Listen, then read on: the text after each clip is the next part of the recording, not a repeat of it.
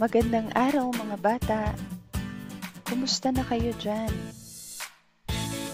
Ako si Teacher Son, ang guro ninyo sa asignaturang Filipino. Narito tayo ngayon upang talakayin ang ating magiging paksa para sa ikatlong linggo ng ating pag-aaral. Ang tungkol sa pagbibigay kahulugan sa sawikain. Ano nga ba ang sawikain?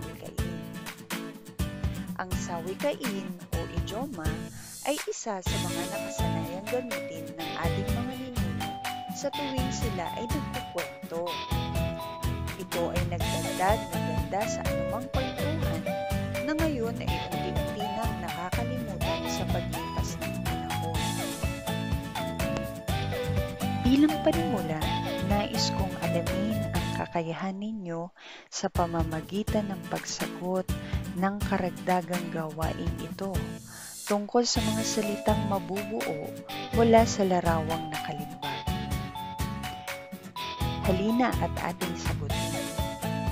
Unang bilang, kamay plus bakal. Ano ang ibig sabihin? Tama, kamay na bakal. Ikalawa, puso plus mamon. Ano ang salitang mabubuo? Mahusay, pusong mamon. Ikatlo, open o bukas plus palad. Ano ang salitang mabubuo? Tama, bukas palad. Ikaapat, dila plus anghel. Ano ang ating mabubuo? Tama, dilang anghel.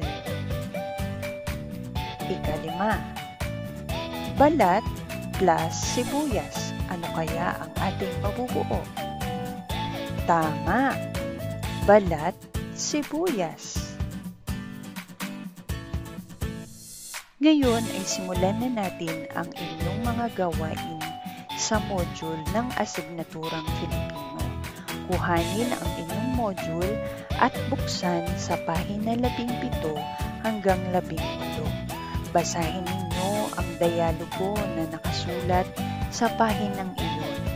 Pagkatapos ay sagutan ninyo ang mga sumusunod na katanungan. Isulat ang inyong sagot sa sagutang papel.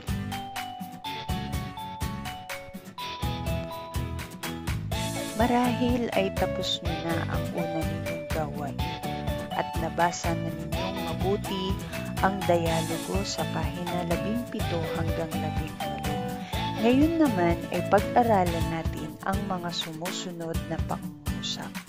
Ang mga pangungusap na ito ay naglalaman ng mga sawikain na nabasa natin doon sa dialogo.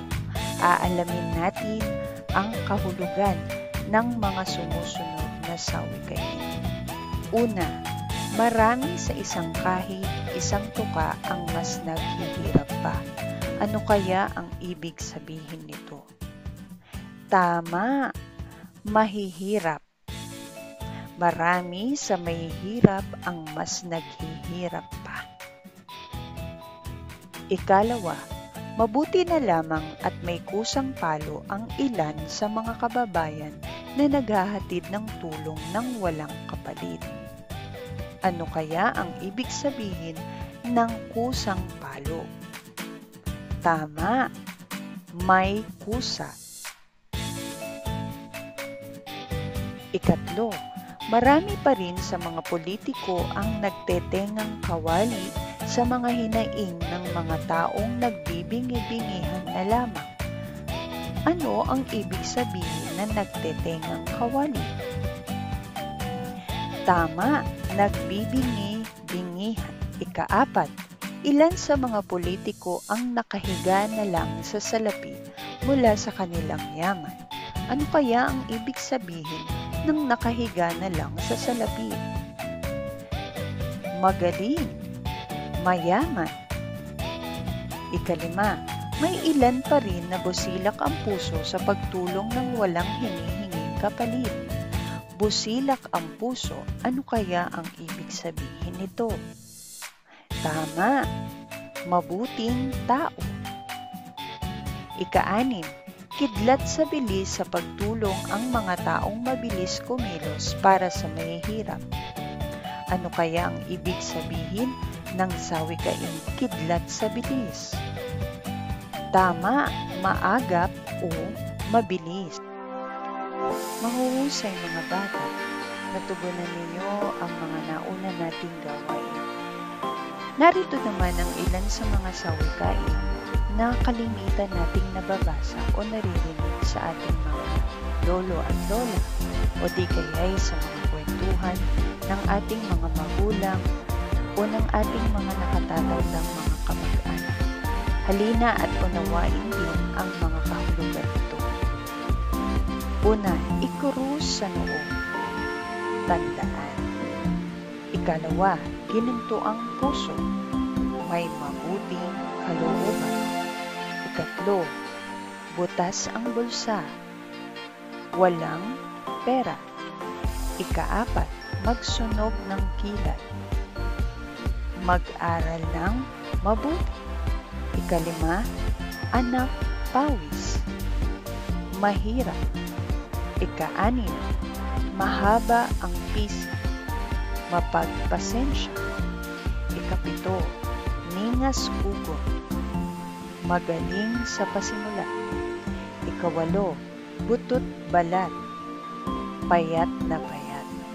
Ika-9, alog na ang baba. Matanda na. Ika-10, pusong bato. Matigas. Ika-11, pusong mamon. Maawain. Ika-12, hindi makabasag pinggan. Mahinhin. Ika-13, basang sisi. Api o kawawa. Ika-14, usad pagong. Mabagal. Ika-15, suntok sa buwan. Imposible o mahirap abutin. Ito ang mga ilan sa halimbawa ng mga sawikain. Ngayon naman ay sasagutan ninyo ang gawain sa pagkatuto bilang 2 sa inyong module sa pahina 18. Iuugnay ang tamang sagot mula sa hanay A patungo sa hanay B. Isulat ang titik ng tamang sagot sa patlang. Gawin ito sa inyong sagutang papel.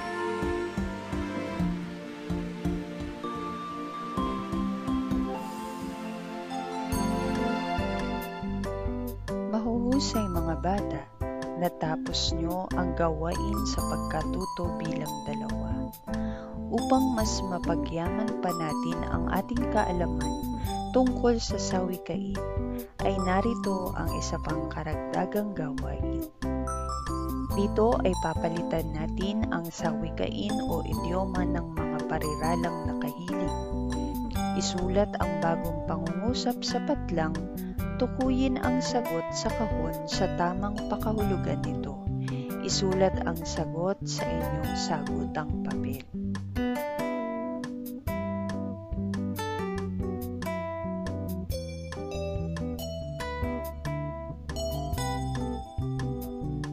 Mahusay mga bata. Ngayon naman ay ibigay natin ang kahulugan ng mga sawikain. Una, nakakuha ng mataas na marka. Tama, nagsunog ng kilay. Ikalawa, hindi totoong balita. Mahusay, kasinungalingan o sinungaling. Ikatlo, masakit magsalita. Tama, matalim ang dila. Ika-4, nanakbo ng mabilis. Mahusay, bahag ang buntot. Ika-5, sobrang bait. Tama, ginunto magintuang puso. Palakpakan ninyo ang inyong mga sarili, mga bata. Marahil ang iba sa inyo ay nakakuha ng 5 puntos. Ano nga ulit ang sawikain? Mahusay! Ang sawikain o idioma ay isa sa mga nakasanayang gamitin ng ating mga ninuno sa tuwing sila ay nagkukwento.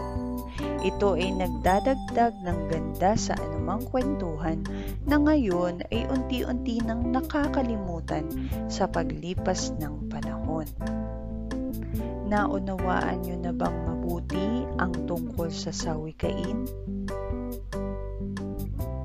Gayon naman, upang malaman ko kung talagang natutunan na ninyo ang tungkol sa sawikain, nais kong sagutan ninyo ang gawain sa pagkatuto bilang 3 na nasa pahina 18 ng inyong module. Dito ay basahin at unawain ang mga pangungusap. Piliin ang kahulugan ng mga sawikain na may salong guhit. Isulat sa batlang ang titik ng tamang sagot. Gawin ito sa inyong sagutang papel. Titik lamang ang inyong isasagot. Mahuhusay mga bata. Ngayon ay natapos nyo na ang gawain sa pagkatuto bilang 3 sa pahina 18. Bilang huling gawain sa inyong kwaderno o sa inyong journal ay magsusulat kayo ng isang refleksyon gamit ang sumusunod na prompt. Nauunawaan ko na patlang. Marami akong natutuhan sa araling ito tulad ng patlang. Hanggang dyan mga bata ang ating pag-aaral para sa 3 linggo sa asignaturang Filipino. Muli, ito ang inyong Teacher Son na patuloy na tutulong at gagabay sa inyo sa mga ginagawa nating pag-aaral tungkol sa asignaturang Filipino. Paalam!